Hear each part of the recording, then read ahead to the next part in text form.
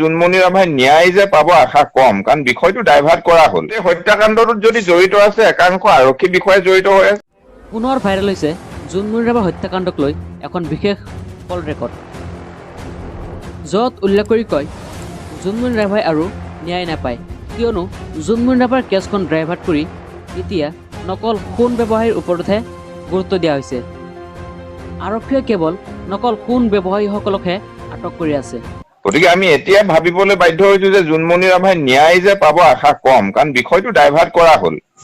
যে জোনমণি ৰাভাৰ হত্যাকাণ্ডটো সলনি এতিয়া নকল সোণৰ বেপাৰীসকলক ধৰি থকা হৈছে। আৰু ইয়াৰ মাজতে উল্লেখ কৰি কয় IPS আনন্দ মিশ্ৰাই সংবাদ মাধ্যমত প্ৰচাৰ কৰিছিল যে নিজে আহি আত্মসমৰ্পণ কৰিলে তেওঁৰ পৰিণতি ভাল হ'ব, আৰু যদিহে আমি লৈ আহিব লাগে তেনেহ'লে পৰিণতি ভয়ংকৰ হ'ব। আৰু তাৰ পিছতেই একাংশ সৈন্য বেপাৰীয়ে নিজকে আত্মসমৰ্পণ কৰিছে। কিন্তু ইয়াতে উল্লেখ কৰিবলগীয়া যে যিসকলে নিজৰ শাস্তিৰ ভয়তে নিজকে আত্মসমৰ্পণ কৰে সেইসকলে এচাই জোনমণি ৰাভাক হত্যা কৰিব পাৰিবনে? IPS আনন্দ মিশ্ৰ ডাঙৰীয়াই মুকলিকে 2-3টা কথা কৈ দিয়াৰ পিছতে মানুহখিনি নিজে নিজে চাৰেণ্ডাৰ কৰিছে।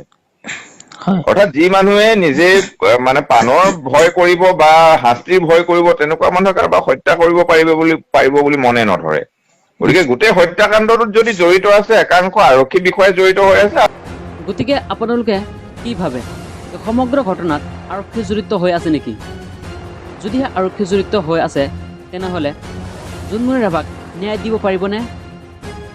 আৰু যদিহে আৰক্ষী জড়িত নাই তেনেহ'লে ইমান দিন কিয় CID উলিয়াব নোৱাৰিলে যে জোনমণি ৰাভা হত্যাকাণ্ডৰ লগত জড়িত কোন কোন ব্যক্তি আছে আৰু সেইসকলক কিয় শাস্তি দিয়া নহ'ল? আপোনালোকৰ মতামত নিশ্চয় কমেণ্ট কৰি জনাব।